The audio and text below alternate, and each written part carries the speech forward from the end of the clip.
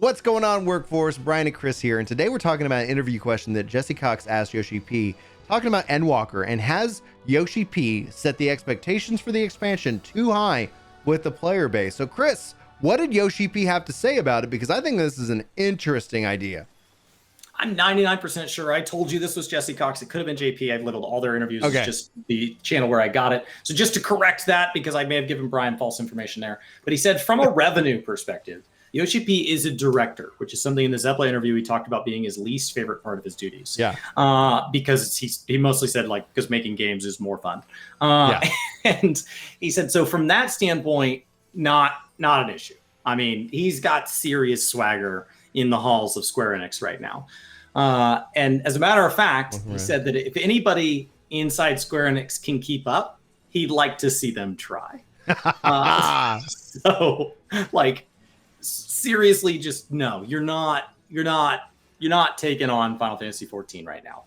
Now, watching people's streams and all of that, he thinks it's evident that he's aware of how excited people are about all this. He loves watching streams. He loves watching reactions, but he doesn't want to dwell on how excited we've been as he watches people getting into the game and as he watches getting people through content he's already made, because he said, honestly, that's the past. I can't be excited about that. We already did that. So if I start getting excited about that, I'm going to miss the ball. You can't drop the ball. So with Endwalker, he wants to say, first of all, this is not Shadowbringers 2. It is its own narrative and is the next in the Final Fantasy XIV saga this far, and is meant to stand alone every bit as much as Shadowbringers, Stormblood, and Heavensward before it, where they were all meant to stand alone from the game before them. He said that Endwalker will feel different than what you felt in Shadowbringers. They have not set a bar. They have continued to just go at what he called their highest DPS, and will keep doing that. And he believes that once you get around level 83, you're going to go somewhere that's going to surprise you. So that, as a longtime player, we always kind of talk about trying to manage expectations, because it's usually the unspoken expectations. It's usually the expectations that are just out of alignment are usually where the frustration kicks in, right? However, it's really important. I like that he said this isn't Shadowbringers 2, because Shadowbringers has fermented itself as an incredible expansion. One that shocked a lot of people. I had a lot of worry about the expansion after Stormblood. I was like, well, is this what's really going on with this game? And that's just because there are certain aspects and themes that I was like, no, and I love hearing that people loved Stormblood. And for me, Stormblood was incredible once that they finished the thought in Shadowbringers with the Bozja story, the Evilise story that was going on in that regards. And that's something that I really appreciated, and it made me have a better appreciation for that. It was just chaptered out between an entire, we're going to go off source here and do this extra expansion thing. But I think with what Yoshi-P's kind of his little excitement is that this is years of preparation, right? Yoshi-P and the team, they worked on what this expansion was years ago. This isn't anything they worked on last year. This isn't anything worked on, this is something that they have been building to.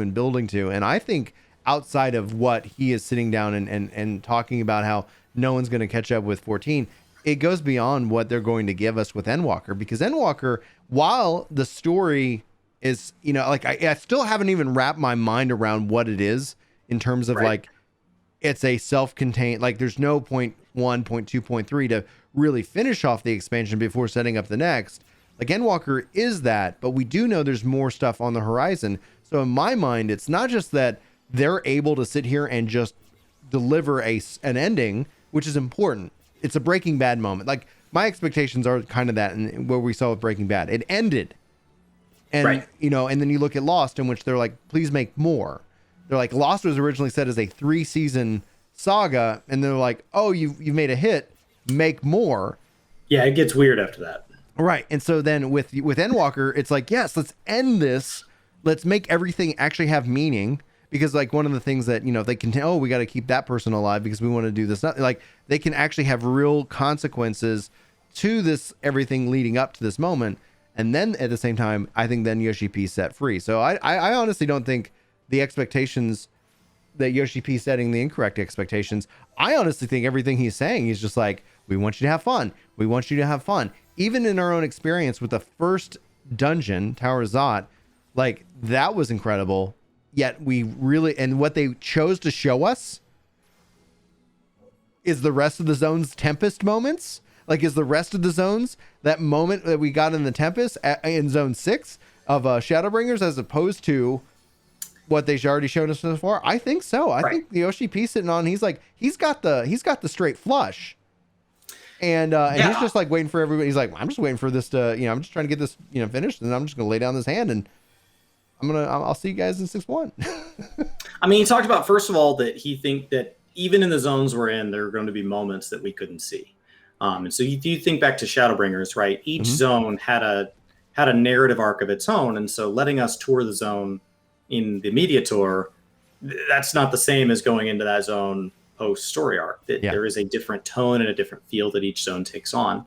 And so he has said that even in the zones we're in, but that being said, like, we got to see at least the beginnings of Garlemald. We got to see quite a bit. And so being in the media tour, that they let us go to Garlemald feels like a big deal. Thavnair doesn't, because there's so much about it that we don't know. Right. And so it feels like, well, I'm not letting you talk to NPCs. Right. I'm not letting you do quests. So it feels like it's very easy to hide things within Thavnair. But Garlemald is a place that, like, we've built up. We've heard stories. We've been emotionally ready to wake up and go to Garlemald. So to show us already, like, the way Garlemald looks at the media tour isn't how I expected it to look. So it's already these what would otherwise be reveals. And he said, yeah, I looked at all the zones on how I could show you guys a couple zones and not spoil. I thought this was the least spoilery. Yeah. What? Yeah. Because like Garlemald, that seemed like Garlemald and the Moon were like our two big reveals. Yeah. Well, turns out no. No. So I am really excited for it. I think, I think the question is fair. I think the question is, like, how do you manage fans' expectations? It is why you end up with this kind of TikTok theory in MMOs, is we have this great expansion, then we go into the next expansion with a ton of expectations. And so even if the next expansion is good, I think Heavensward was phenomenal. And then we went into Stormblood expecting the growth that we got from ARR to Heavensward to continue. And that put a lot of pressure on Stormblood. Yeah. There's a lot of fondness when I look back at Stormblood, and I go do an extreme final. I was like, these were really good. And then, we do some stuff with Bozja Zadnor, and I was like, oh, that is really interesting. So I like Stormblood more now than I did when we first went into Stormblood. And so I think it's fair to say, like, is that how I'm going to feel about Endwalker? That, like, 7.0 is going to be what allows me to enjoy Endwalker? I'm really excited. I'm really excited. So some context that you don't have, but we did Epic Loot Radio this morning with Nerd Slayer came on the show, and he announced that he's actually coming to come back and play Final Fantasy 14. He played through ARR. I think he just said he just barely, I don't even think he got into Heavensward itself, but he basically was level 50 and whatnot. But he said something, and we ended up getting on the conversation about how Square Enix is different versus where World of Warcraft or something like Bungie or whatnot in some of these situations, and where with Square Enix with 1.0 failed, like the thing that we kind of talked about was over each expansion from 1.0 even to now, Square Enix is constantly learning. They're constantly learning, and they're then taking that education and applying it interestingly in new ways. And we kind of talk about, because you probably don't know, Bungie basically just did this thing with the Destiny pricing model that's akin to the reason I left in the first place back when Destiny 2 first dropped. They're saying, hey, you can own this, but this stuff is under this pricing tier and more. And it's like, well, here we go again. Like, it's like, what's happening? But then you go look, we're in and the thing is that just like with Call of Duty every year, just getting worse and worse and worse and worse. Like, companies really aren't learning, like, the lessons, because they're not able to fail because gamers are going to go buy the game. But in 14's case, they've taken that lesson seriously, and I think applied it each and every expansion, where, like, and just to put it into context for recent, in Stormblood, we had Robon Extreme. They learned from that, and we didn't have that moment in Shadowbringers. And so when I think of setting the expectation, it's like you're looking at 11 years of lessons of what is the like, etc. So it's like almost to where you have this master chef and he's worked on this recipe and he's been able to refine it into such a way that he's like, I've got full confidence. I don't even like, I know the fact that he's testing it and stuff, but almost the fact where it's like, you know, you don't even, I don't even need to taste it. You're ready. This is ready. You're good to go. Please enjoy. Welcome to the 5-star Yoshi-P experience. It's a lot of swagger this time around. Yeah. There is something different about the way he's talking. And I assume a lot of that has to do with things he can't talk about. Right. I assume a lot of that has to do with content he's seeing, resources he's seeing on the back end, given to him from Square Enix, the response from the community monetarily and in just interest and growth. Yeah. I think he's seeing a lot of things that they're not revealing, and he's got a swagger to him that he has not had in the past. So with the question of, are you overhyping it? I almost expected him to pull back a little, because with the Scholar reveal, he was asked like, hey, do you wish you'd done anything different with like how you guys presented Scholar? And he did express remorse in that. He said that they could have done that better. He was focusing on how jobs changed. Yeah. And Scholar didn't change much. And so he thought, well, great, I'll spend the extra time on Sage. We were already pushed for time, which it did feel like they were cut for time. But as a result, he can understand how that caused some hurt. Unintentionally, and so he felt bad. And like here, there's no remorse. There's none. There's not only do I not think we've overhyped it. If anybody business wise can keep up in Square Enix, I'd like to see them try. And then when you see some of the lore questions about what he's like, oh, I just can't wait to see you guys play it. Yeah. It's been, I can't wait to see you hit 83. I can't wait to see you find out, to see if anybody can identify the theme that I had. I can't wait to see if people can identify what I meant by the color scheme of this expansion is platinum, but you won't see it in the colors. Yeah. I can't wait for you guys to learn that the technology that we've invested in is on being able to visualize emotions. And so like all these things where he's just being super, super vague, and it is honestly just like, no, here, play with it, go. I want to see you do this. I think you're going to have a lot of fun. He doesn't seem to pull back at all, as opposed to in the past, we have seen him set expectations. There's been very little of that outside of the statement here saying it's not Shadowbringers 2. There's been very little expectation setting as far as us going into Endwalker. It's mostly been, as long as you're having fun, you're doing it right. Mm-hmm.